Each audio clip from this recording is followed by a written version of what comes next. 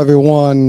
Welcome to our moment, our show that you've been waiting for. It's a once a month deal with the one and the only Dr. Heim with us, all the way from the land down under, somewhere else. I think he's somewhere down there. He'll tell us more Yeah, about that. yeah, we're kind of traveling about at the moment, Hurricane. So we're somewhere in central Queensland, getting around to see how things are done in other places, and I learn a lot through that. And through that, we're able to share our experiences and get through this life together. Well, you do get to travel quite a bit, so that's a good thing. And I think travel is a beautiful thing for people to decompress. But in your case, you're helping others, you're learning, so it's all good. I mean, it's a full package. Yep, pretty much is.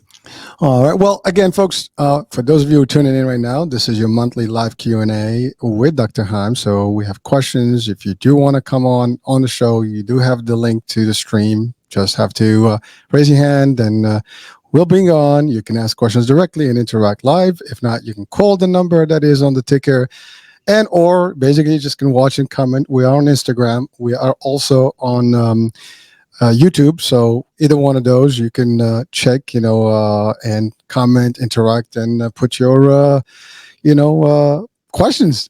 Don't be shy. I know this is about mental health and it's always taboo. And, we constantly state in this, it's a best time to ask questions. It don't have to be about you. It can be about, things that are just general or things that you've experienced or somebody else experienced.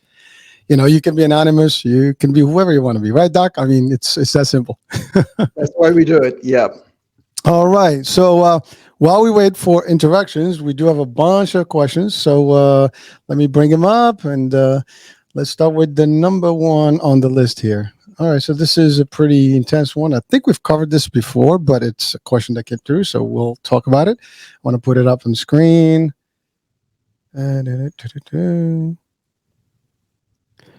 Okay. What is the root cause behind the suicidal ideation? Torrey, West Virginia. So, suicide. Okay.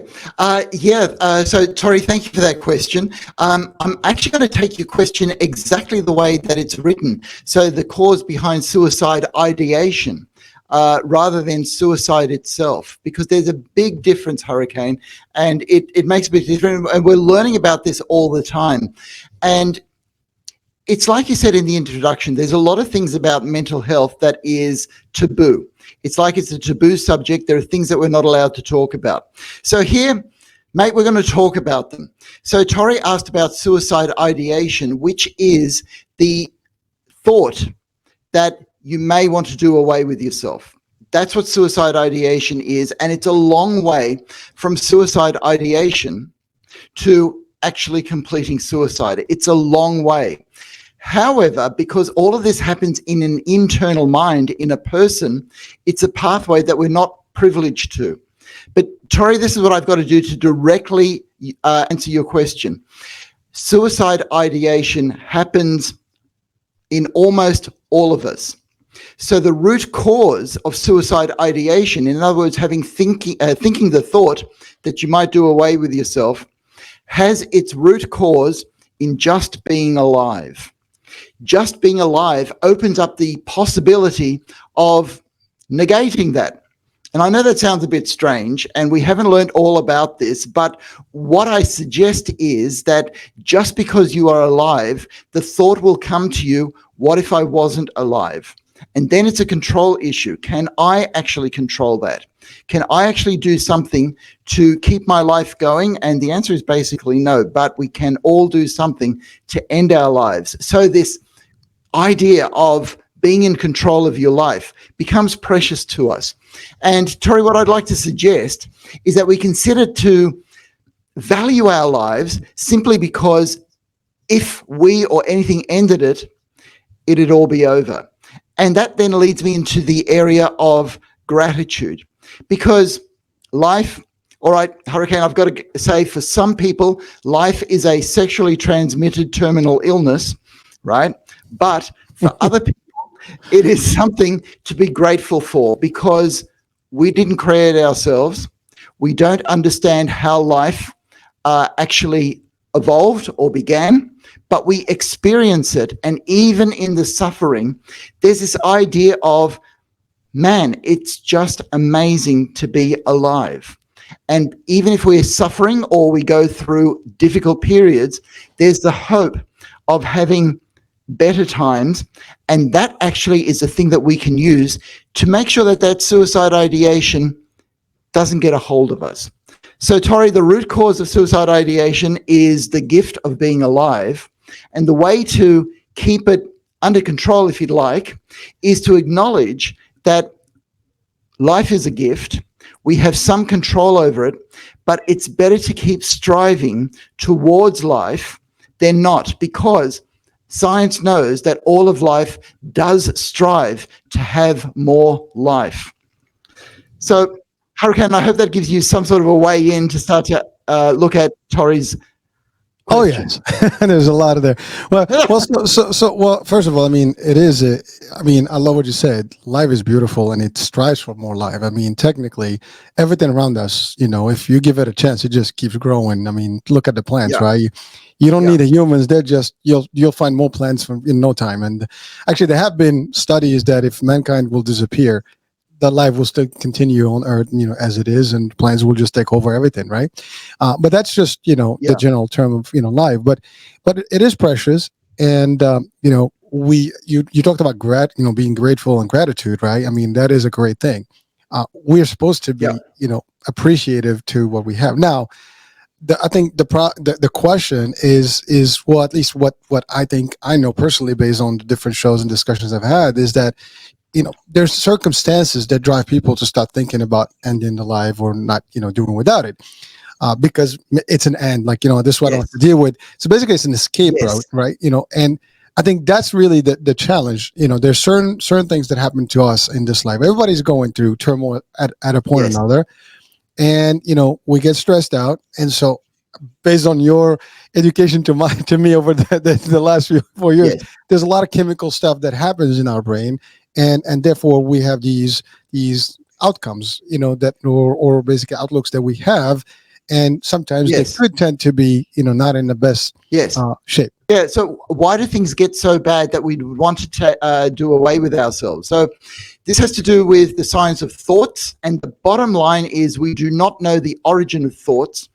But I want people to know that there is a difference between thoughts and thinking. And this is an experience that we can all have. We can get annoyed at some of the thoughts that come to us, including really negative thoughts like wanting to do away with yourself. But what's more important is your thinking. Your thinking is, how long do you want to entertain that thought? Can you focus on another thought? And is there a way that you can actually move through a thought? So although we can't control thoughts, we have more control over our thinking. So I get people to do a little experiment. So if you focus on the back of your hand, and you look at the back of your hand, and you look at the veins, you look at the skin, you look at some of the hair there, and you look at some of the tendons that come through, for that time that you're looking at it, Hurricane, you're thinking about the back of your hand. And just by having that idea to focus your thoughts somewhere, you are changing the thoughts in your mind. And so although you may have bad thoughts coming to you, you can decide whether you focus on that or try to focus your thoughts somewhere else. And so a lot of the work that we do as psychiatrists is to try to work with people's thoughts, to give them that feeling of control over your thoughts. Because in the end, Hurricane, a thought is just a thought. It's whether you act on the thought, and that is more under your control. So when we're working with people who have suicide ideation, you ask, how strong are those thoughts? Do you feel in control of your behavior? And quite literally, when I have people who are highly suicidal and they don't know what to do with it, often I will say to them, just sit in a chair and do not get out of the chair until the thoughts and the feelings that get associated with those thoughts move away like a wave. So it becomes like a wave moving through you. And as long as you don't get out of that chair and do anything, you will be safe. And when that wave passes and you find that you've got less thoughts and less feelings that would result in a bad outcome if you did something, then you go back to your thinking rather than your thoughts. And the thinking is, what am I going to do next? And that becomes protective when people go through suicide ideation. Well, thank you. I mean, It's not the whole answer, okay? There's a lot more, but yeah. Well, doctor, I mean, I think you just given people a tool to use in case they Yes. have something in their mind that crosses in this particular world of, bad thoughts about, especially ending life. You just given a tool where someone can literally just sit down and also differentiate it between what is a thought and what is Yes. thinking. And the thinking process is ongoing. The thought is one isolated item that you can really remove or kind of just abolish if you want, by not entertaining it. Doc, can you hear me?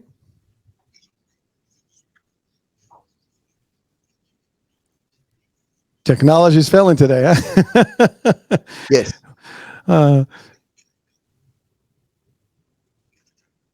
Yes. Yes. So this is the difference between thoughts and thinking. But I can barely hear you. I don't know what's wrong with the connection today. I'm really sorry about that, Hurricane. It's okay. But we'll do the best that we can. We got to do the best that we can. And sort of so another technique is to know that a thought is just a thought. There is no reason that you have to act on a thought. In fact, if you even just say to yourself, right now, I'm having the thought that, and then you fill in the blanks. And what that does is start to put you in control because you create distance between yourself and the thought. And a thought is just a thought.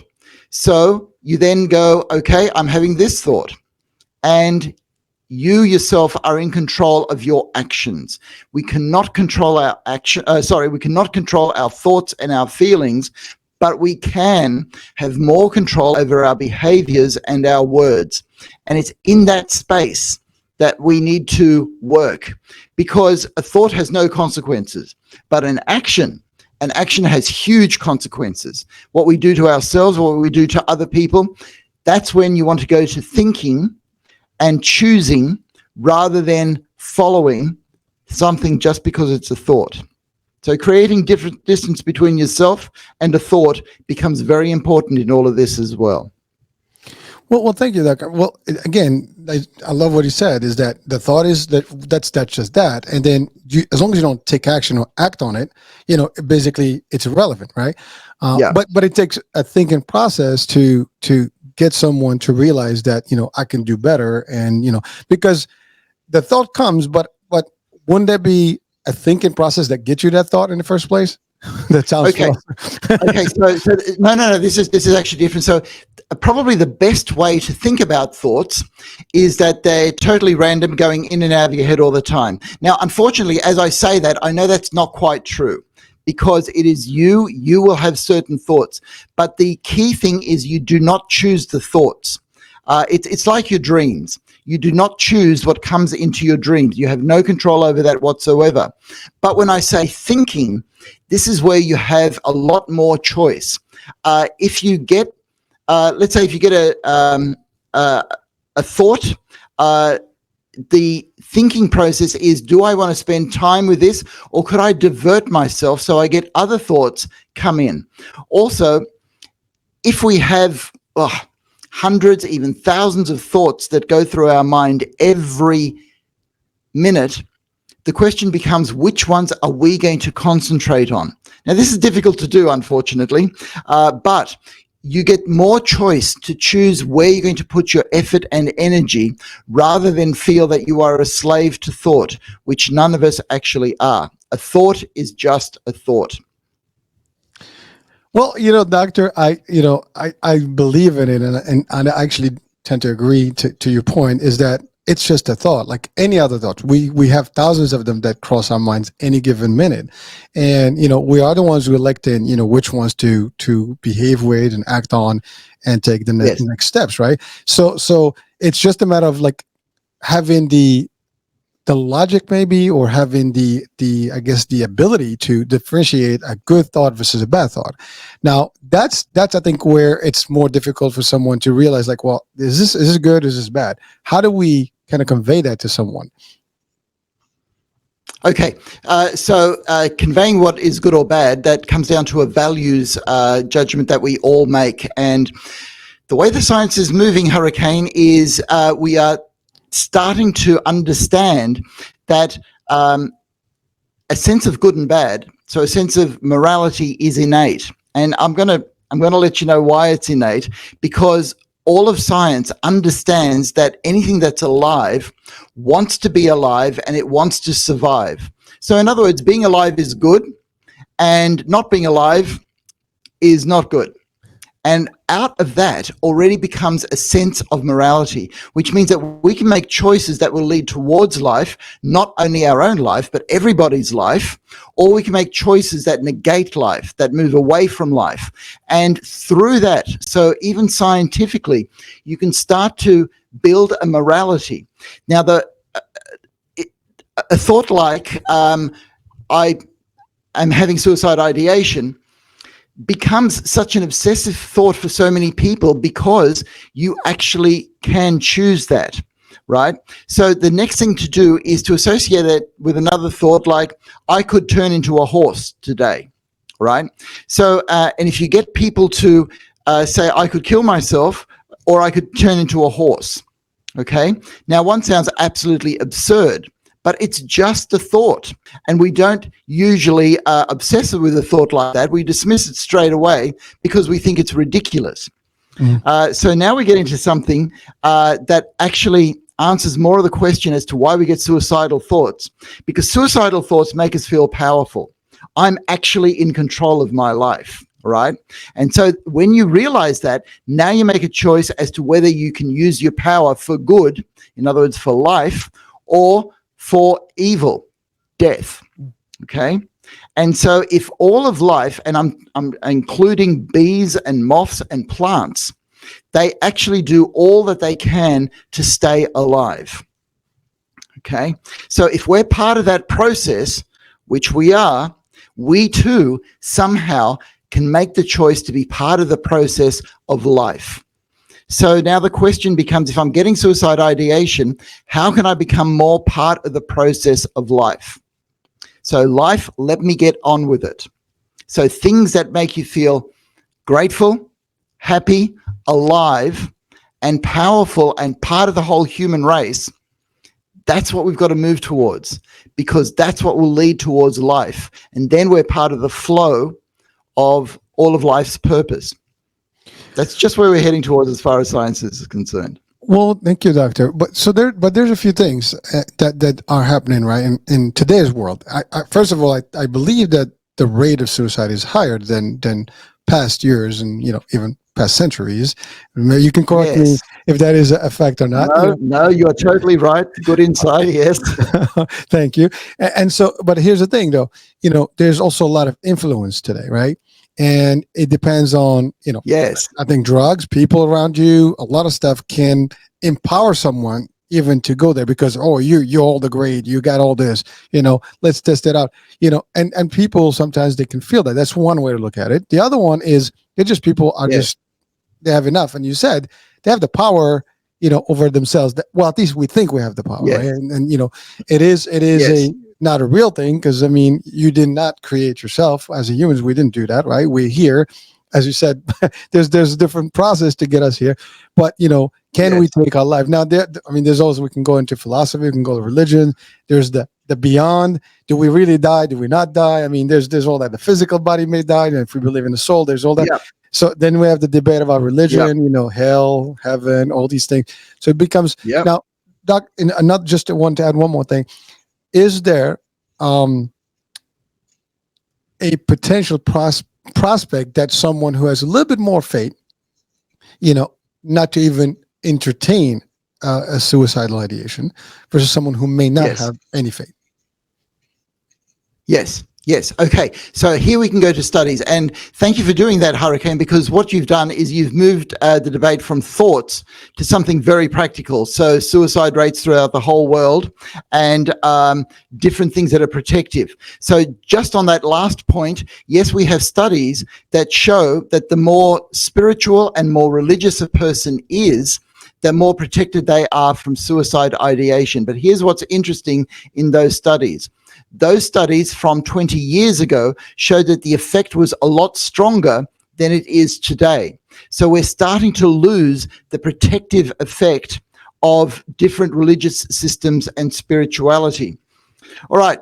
Now, just before we leave thoughts, I want to let people know that I have a podcast on how to work with your thoughts, how to get rid of useless thoughts. And that goes through all the scientific techniques that have to do with psychotherapy, things that we can do, things that we can look at, things that we can analyze to move your thoughts in a more positive direction. But let's look at society today and where it is and why it may be that suicide is on the rise. Firstly, one very strange thing is globally, suicide rates are actually falling, except for some very important exceptions. And they tend to be English-speaking developed nations. So in the USA, suicide rates are rising horribly. In Australia, suicide rates are rising horribly, which means that we are out of kilter with the rest of the world. Now, there are some advantages in that from a scientific point of view. We don't want people killing themselves, but it means that it shows that there is something that those societies are doing that is leading into the suicide rates, okay? So there are a few things that we can look at. Number one is substance abuse. Methamphetamine, drugs, opioids, they definitely move into increasing the suicide rate. The other thing is, and I hate to say it, you know, it's a bugbear of mine, Hurricane, but social media addiction. We all need to find a way to keep on top of that. And I know that's ironic, Hurricane, because we're on social media right now, okay? But social media, like anything else, can be used for good, or it can be used for evil. And all those things that you brought up, the ideas of heaven and hell, different religious systems, life and death, these things get talked about on social media a lot and very quickly. And that unfortunately leaves a lot of people with a void when it comes to, well, what do I believe? How do I fit in all of that? And without social media, we all were perhaps a little bit ignorant, but we were more sown into the garden of our communities to know where we belonged. Now, where there's a disconnect, we're out of the garden of our communities, and a lot of people do not know where they belong. And they turn to social media, where there is a confusing array of ideas, and some of them are very good ideas. I don't want to put down the ideas, but because of the debates that we have, does God exist? Does God not exist? Is there an afterlife? Is there not? It makes people feel uncertain and insecure. So what I encourage people to do is get back into the garden of community. Your family, your love relationships, your children, your parents, and the community itself. And that's a very difficult thing to do because it takes more effort than turning on an iPhone that has social media right in front of it. So in other words, Doc, we need to become more social. Yeah, and Hurricane, this is something that I come back to time and time again. And the difficulty is that the whole idea is so large that it's very difficult to pin down the science. But the trend shows, and we have had studies since the 1990s, showing that the more social disconnect we have, the worse our mental health. And so there's a seminal study from the 1990s that showed that children in America at home were more unwell than children in the 50s that went to see a psychiatrist. And the reason for that was social disconnect, the breakdown of the family and our community. And that's very sad to say, but hopefully we can be out of that period and we can value family and community once again. Well, thank you, Doug. And when I stated that, I mean, it just really, I mean, people have the impression that they're sociable and social through the social media platforms rather than being, Yes. as you said, in the community, in the physical setting with the ones that really love them. Here's the thing. I meet someone online. I mean, I have no connection with them other than the comments and words and things that we have there. However, someone that is close to me, family members, brother, sister, cousins, whoever, neighbors, it's a little bit more of a.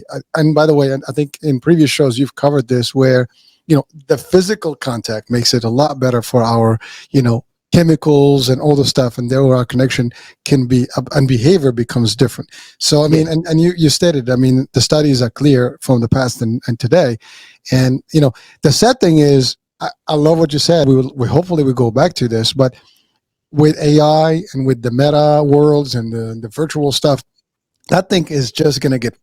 I, I I don't want to be the messenger of doom here, but if we if we continue in that path, I mean, I think we're losing a lot more of track in this.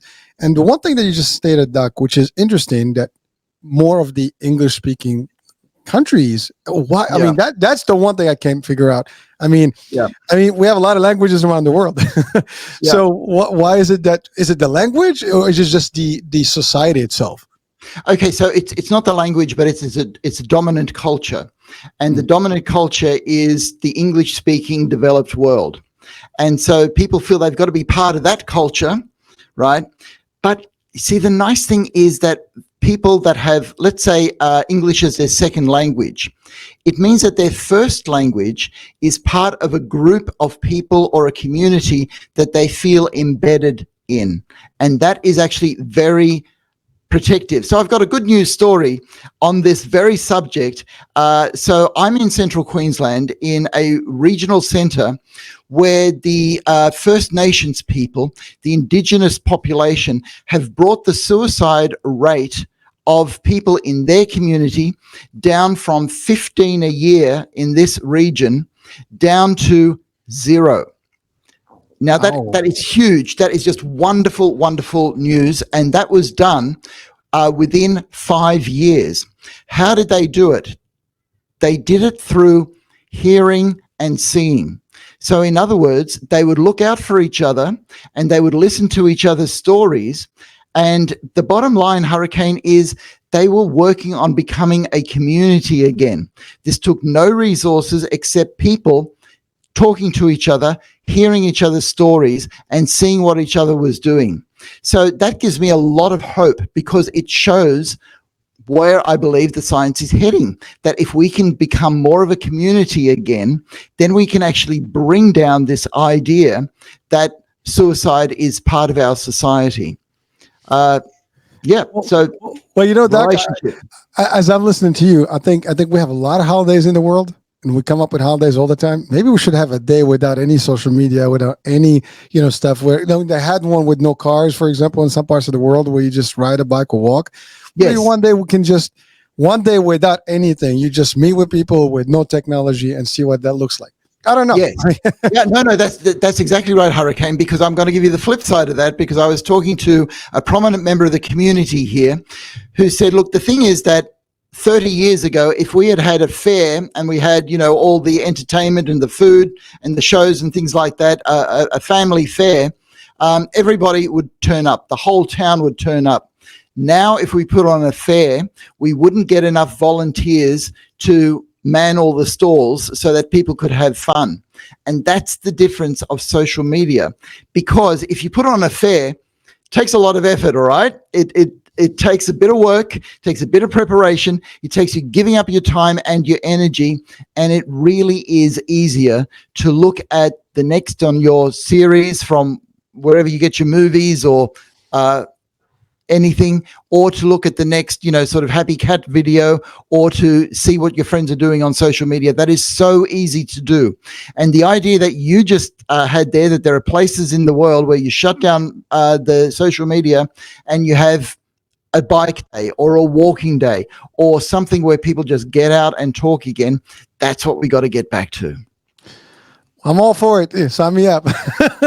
Yeah, but Well, it takes effort and people to organize all of that, you see. I know. Well, listen, maybe folks, if you're watching and listening, you want to be part of this, maybe start a movement about it, and let's create maybe a pilot program. I don't know, and if a town, a small, it doesn't matter, somewhere where one day just no technology, and I mean, a day is going to go by, folks. I mean, think about it. Just if you're sleeping, you're not doing anything. So let's assume that we are sleeping, but we're just doing activity during the day, and that could make a difference. Now, someone can say, "Well, Hurricane, your ideology is kind of," woo. But listen, we got to keep the positive. We got to keep the hope, fullness that things can get better. And as you said, it takes effort. We got to start somewhere. So why not here? And just claiming this. Yeah. So quickly, Doc, just because I know we've spent a lot of time on this question, but it's an important one and it's big. Just a reminder to folks watching and listening. I mean, in the States, we have 988. We have other hotlines. If you have thoughts, seek help. I would just recommend that. I mean, is that the right thing to do, Doc? I mean, Look, when it comes down to people who have suicide ideation, please seek help. The help is actually very good and it does make a difference. Got to reach out to someone. And this is also why I said that we all have these thoughts, because it's not taboo. It's something that we all go through, and we're either going to make it through this life together or none of us are going to make it. So I think it's actually better if we go through life together. And I wanted to talk to some of your entrepreneurs out there, Hurricane, because there are business ideas like opening cafes where you actually get together and play board games or card games, and mobile phones have to be left at the door if you want to get into this exclusive cafe where they serve the best coffee. All right. Things like that. I like it. Oh, yeah, it's a great idea. And give those ideas to people who want to make money out of it, because this is what we need in our society. We have to connect as people, and we actually want to connect as people. Well, thank you, Doc, and hopefully we'll do more of that. And thank you for the insights as always.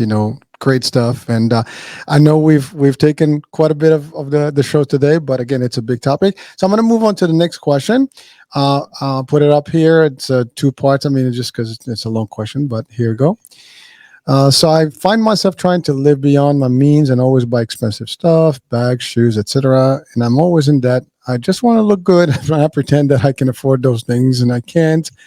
Understand why I'm behaving this way, Sarah. I think that's Sarah, a problem for a lot of us. It is. It's a problem for all of us. So we can call it retail therapy, but it actually isn't retail therapy. It is retail addiction. And Sarah, the reason that you're behaving this way is because you have a brain, and your brain wants you as a person to be accepted by the people around you. And part of a internet and screen society, which we have at the moment, is that appearances become more and more important. And this saddens me. It really saddens me, because if we're going to trust each other as people, we have to know each other beyond what we see in our faces, in our figures, or the clothes that we actually wear. But unfortunately, I had to dress up to be on screen today. Hurricane, I know you always look good, but I think you had to choose the right T-shirt for this show today. And just the medium of screen technology and social media puts an emphasis on appearances that we didn't have in society before. And there are not many studies on this, I believe, or at least I don't know the studies on this. But if we could get past appearances, but we're not getting past appearances. So let's get back to Sarah's question, all right? Why do I behave this way? Why do I buy things like shoes and bags and clothing that I can't afford? The bottom line is because you want to be part of the human herd. You want to be accepted by all people. And in the brain, when the anterior cingulate gyrus, again, one of my favorite parts of the brain, feels that it is accepted by the people around us, then you get this beautiful release of endorphins, and you feel that you are part of the human race, and you feel good. So let me talk about a few feel-good experiences, all right? And our feel-good experiences actually don't just come in drugs and injectables, all right? They come in together with people experiences. So the experiences that release endorphins in our brain include laughing. So when you go to a comedy club or when you're just together with friends, please laugh, right? And unfortunately, our society is doing things to shut down laughter, and that is actually very bad for our mental health. The second thing is crying. When people get together and go to a funeral and engage in collective grief over something sad that has happened, you actually feel connected to the people around you. So the way that we process our grief and our tears is a community experience. Number 3 is music. If you can get together with a group of people to sing in a choir or to do some drumming together or even just listening to music together, you will release endorphins in your brain. One of the most amazing places on earth is being in a mosh pit at a rock concert. And there's somebody performing some wonderful music. There are all these people bobbing up and down and doing things that they would not do as individuals. And in that moment, you feel like you are in an enhanced experience, part of human nature. Just don't enhance it with drugs, okay? Because you actually start to ruin the good experience there. And the other thing is just hugs and smiles and eye contact makes you feel part of the human race. And when you have people that you can hug and smile at and speak to, then you know what? All of a sudden the handbags and the shoes and the clothes, yeah, they're not that important. Or you can laugh at ourselves when we do that, because sometimes a handbag gets in the way of a really good hug. Well, so doctor, I mean, this is a global problem. I mean, it's more than ever, as you said. I mean, you talked about social media before. We see a lot of that stuff. There's influencers.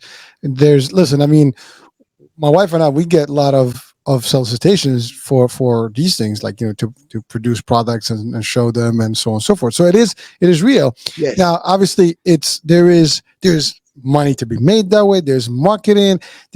I think there's millions, if not billions, spent on pushing these I guess trends and so on and so forth for people. So people feel like obligated, and then you have people who they look down at you if you're not really kind of spiffed up, dressed up, wearing the right stuff, because it looks like you're not up hip to things. You're maybe behind schedule, or you're poor. That's the other thing. People feel like I want to be labeled as poor or not having any means, even though you might be able to. For sometimes you go and we spend more than we have. And listen, I've been there.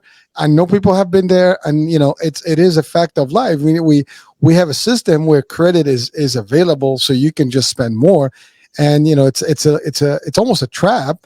And as you said, there's a high to it. You want to look good, and you want to feel good, and pretend something.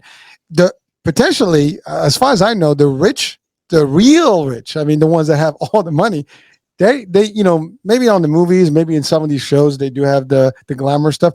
But in general, if you see them in the street, they don't have brand logos and stuff like that. A lot of this, and there are a lot of discussions about this on social media and off social media. So it is an interesting fact that we are living in a society where this is almost necessity now, yet it is not. Yes. Can you hear me, Doc? Yes. So here I'm going to tie in the influence of social media, and I'm going to take us to, let's say, a very poor country in Eastern Europe. And let's say you've got social media and you like spending time on social media because you like looking at all these people who are well dressed and all the latest things. But who influences you? Often it's a mother who says you've got to go to church on Sunday, or you've got to keep up with your cousins, or you got to keep your chores done. And that becomes a big influence. And so your actual community is people who are around you.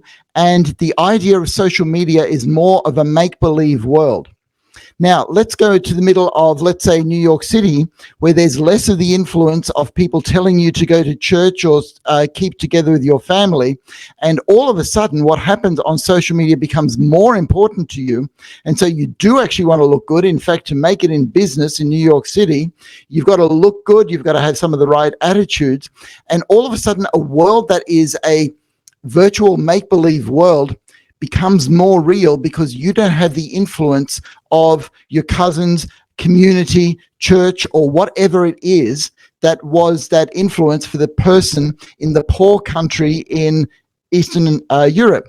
And also, when you don't have money to buy all these things, it's not a choice. You just can't do it. You got to make do with what you have.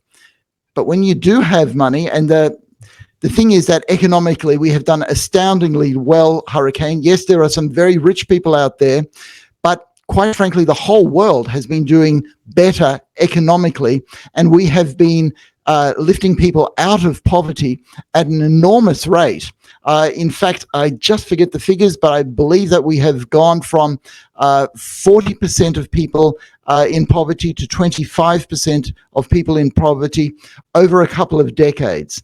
We could look at the studies at that because it's really quite phenomenal. But we still are envious of the people in the top 1%, those people that we see with the clothes and the cars. And this is the real tragedy of social media, okay? Because social media can be used to manipulate our minds so that there is more money flowing to people who own these big businesses. Why do we need to buy a bag for $600 when you can actually buy a bag for $60? I don't know. It's Well, hold that on. feeling.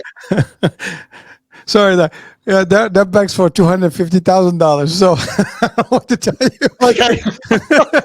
I'm a bit out of date here in Outback Australia. $600 is quite an achievement. But I mean, some people are literally going for, I mean, even like literally for designer bags and things. It's as ridiculous as it sounds. Like after COVID they doubled up their prices. And people jockey for those things. They want them. There are brands you have to make an appointment to purchase these things. Yeah. So it's amazing. Yep. I mean, how that's so. I'm sorry, I didn't mean to cut you off, but no, not at all. That's actually very important, Hurricane. Thank you for that, because it comes down to values. Okay. And one of the questions, so I have a series of questions that people can ask themselves to find out their values. But one of the most powerful ones is, what is going to become important to you when you are on your deathbed, or you know that you've only got a week to live? A $250,000 handbag is not going to be very important to you. How you got on with your mother, your partner, your child, or a dispute that hasn't been resolved, those things are going to become more important. So at the moment, when we live under the illusion that we're going to live forever, then we can indulge in $250,000 bags, all right? I can't indulge in a $250,000 bag. I don't know who can. But anyway, but it's actually these other things, these things that have to do with people, that actually are more value for all of us.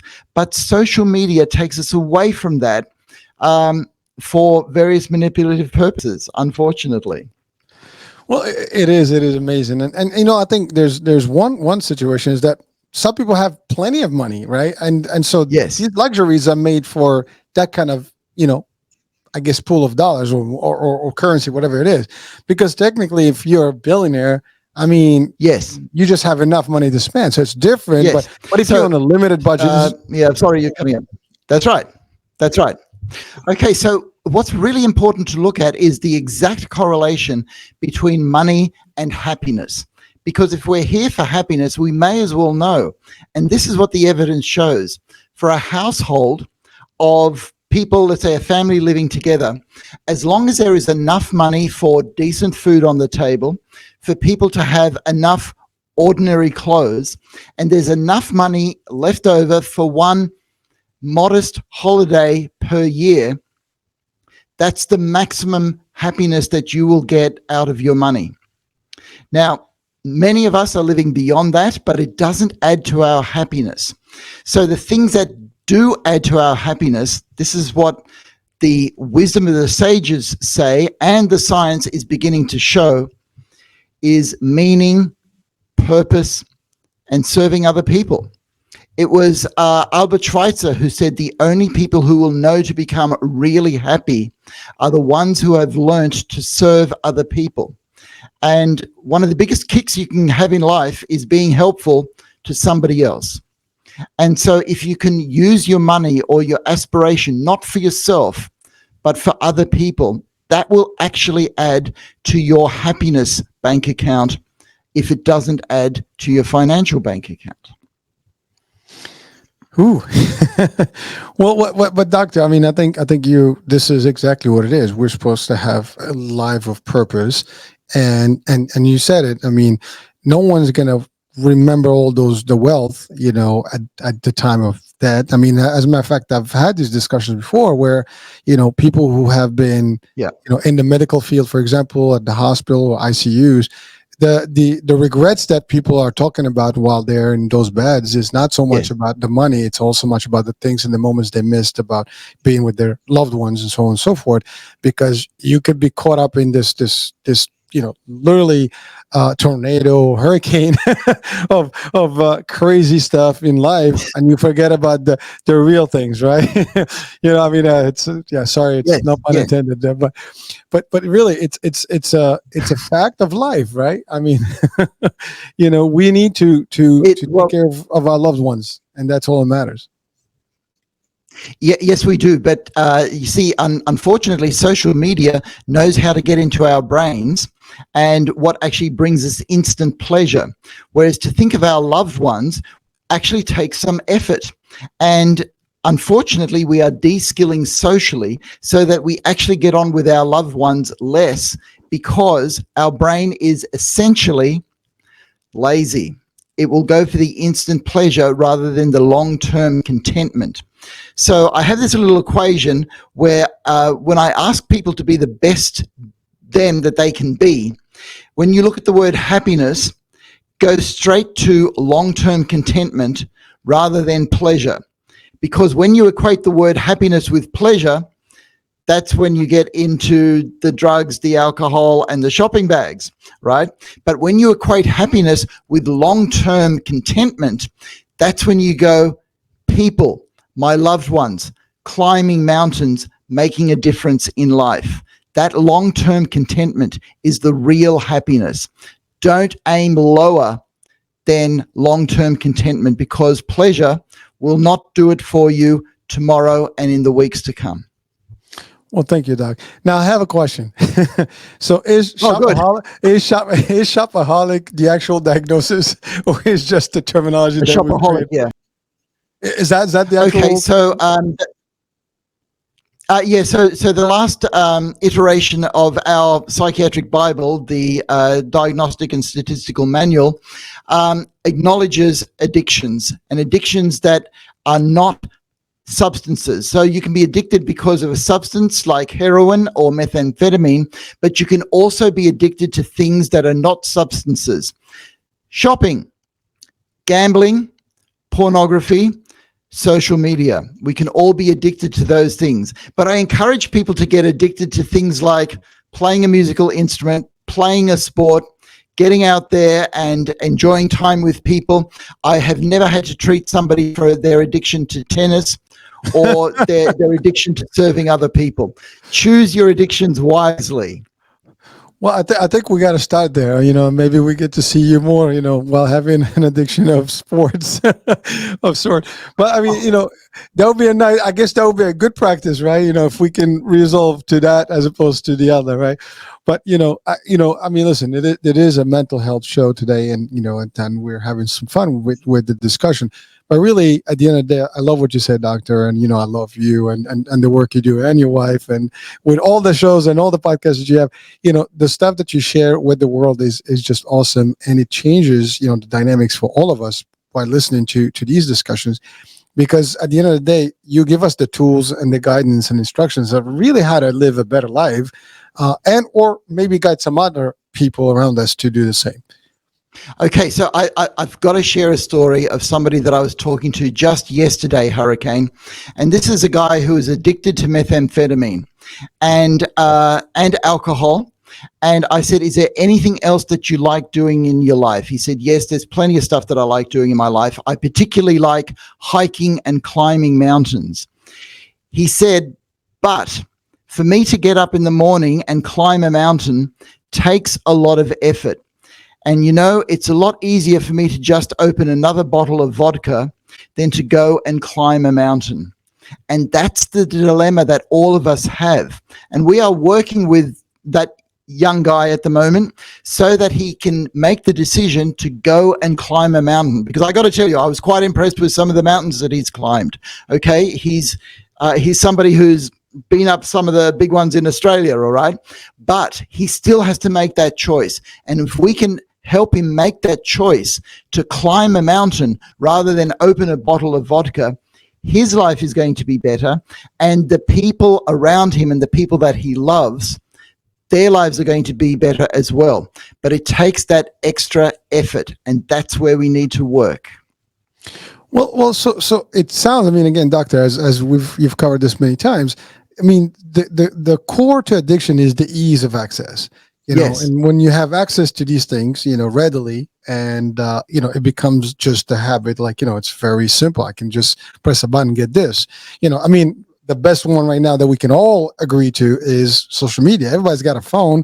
I mean, I got 3 in front of me, so I know how it works. I mean, you just get to carry them, like you have 2 of them, and you can be scrolling for hours. I see it all the time. People literally, they don't even talk to you. They'll literally, right. You're driving, people cross the street, they don't even look. I mean, it's getting, and that's the lowest. Maybe it's not the lowest anymore, because I think there's probably some statistics of deaths and problems that are happening through this the social media. So it's real. But I love what you said, that we can change from one thing to the other, but we have to help each other. Yes, we have to help each other. And I'm going to finish off with a technique that'll kind of tie in a whole lot of things. And that is just sitting in a chair and contemplating your own thoughts. Okay. Some people call this meditation, but other people get put off by this word meditation. But if you just sit in your chair and have what I call a quiet time and just observe the thoughts going through your mind. And if you crave going into social media, or if you crave buying a shopping bag, or if you crave some vodka, just observe that craving. Just sit in your chair, don't do anything, but just say, this is what I'm craving at the moment. Or if you've got these weird thoughts going through your mind, just sit there and observe the thoughts going through your mind. Because if you can do nothing, if you can just be a human being rather than a human doing, so in other words, don't do anything, just be there, you will observe and you go, aha, this is what's going through my mind. And then you will enter this area of choice. Do I want to open that bottle of vodka? Do I need to go onto social media? Could I actually go out for a walk? Could I actually speak to somebody that I love? And you start making those choices. But in a world that is very fast-paced, and the internet is very fast-paced, serving us up dopamine hits very quickly, we need to slow down. Another way of doing it is to just go to a river and watch the water flow by. If you can watch the water flow by for half an hour, you will find this power when you can make choice. And that's when you ask yourself, what is really important to me in life? And if you want happiness, then you will look at things like love, meaning, purpose, and other people. Then you have to make choices that actually move you to that. So meditation, or a quiet time, gives you the space to observe what's going on in your mind and to take some control, so that your thoughts don't guide you, so that the social media doesn't guide you, but you actually make choices that you actually want. And that way, I believe you can move closer to long-term contentment. That's just something that I suggest, and something for us all to consider, Hurricane. Well, it's powerful stuff, and thank you, Doc. Now, I do have one interjection with that. Is just, wouldn't that take some willpower for someone to actually literally do that next? I mean, because you'll have to be aware, and you want to make that, again, choice to sit down and start reflecting. That's going to be the hard part. So Okay. But I'm not making fun of you, Hurricane, but I'm just sort of saying you're asking me just how much effort does it take to sit in a chair and do nothing. That's the effort that we're asking here. We're asking you to make the effort to sit in a chair and do nothing but observe your thoughts.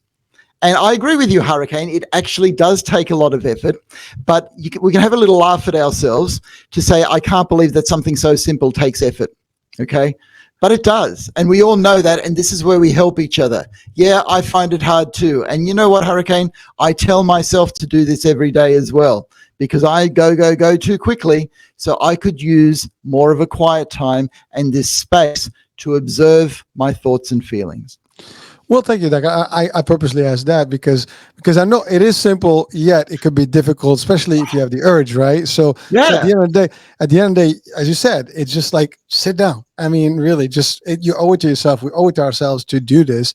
And I love what you said. You do it yourself. I think we all have to do these practices on a regular daily basis. A lot of us, at least in the world that I'm in and the talks that I have, many of the instructions or the guidance that I hear all the time is get up in the morning, do certain things, affirm, go to the gym, have a little bit of a scheduled, program that you have. And those are like non-negotiables that you have to have, including meditation. It comes in a discussion over and over, or some form of it, and as you said, quiet time, whatever it is.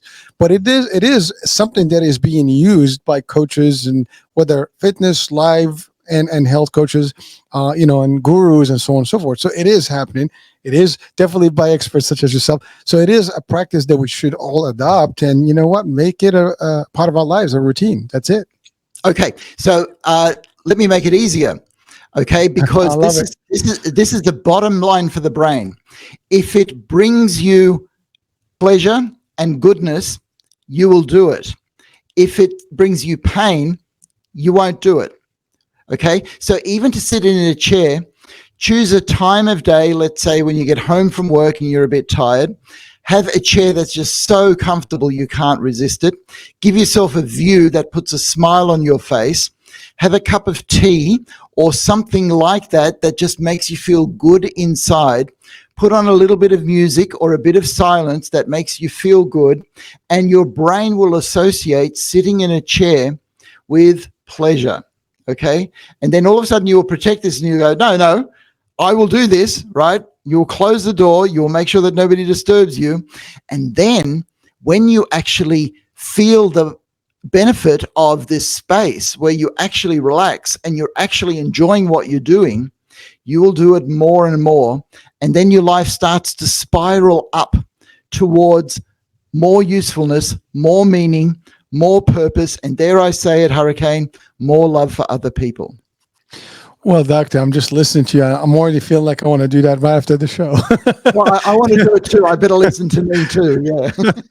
Yeah. But I mean, it's not difficult, and I love what you said. You can sit. I mean, if you have TV, right? You or not even. I mean, talking about you have a phone. You can literally put a YouTube video where it's just sea and ocean or a fall or something.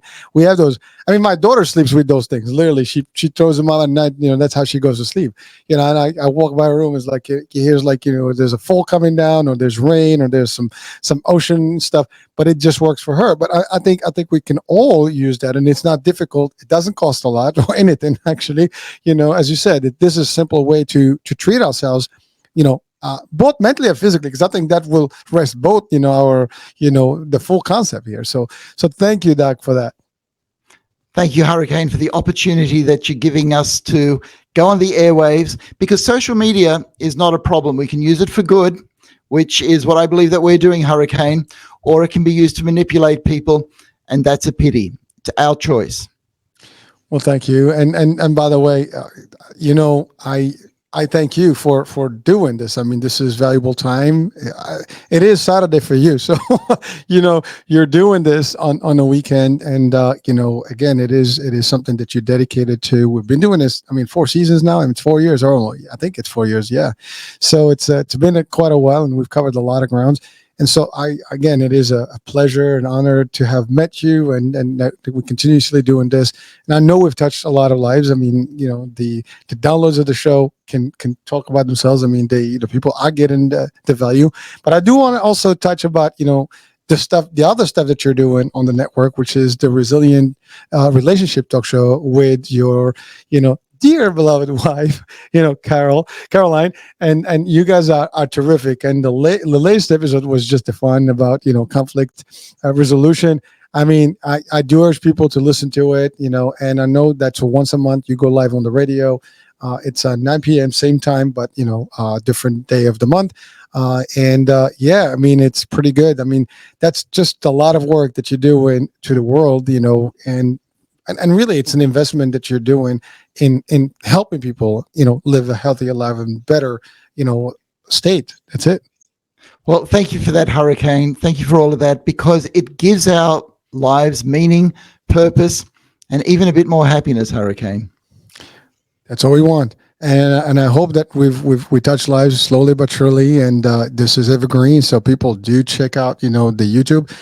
Dr. Heim's YouTube is this is going to play there as well. We have a playlist on our YouTube. We have everywhere that the network is. This program is available on the podcast, any platform around the world. You'll have this access to the radio. You can download and you can listen to the Resilient Talk Show, a relationship talk show, as well as the Climb to Your Prime with Dr. Heim. So we got you covered. There's plenty of more out there. So yes, please do so. Doctor, thank you so much for really being with us today. I know we had some difficulties, but I think overall it was all, the messages were clear. We were able to actually convey the information. We only covered 2 questions literally from a whole list, but there were very powerful questions. I think there are questions of life, of today's moment. And so we'll catch up on the other ones the next month. So folks, stay tuned for the end of August for the next one. And there will be more. Thank you so much. Thank you, Hurricane.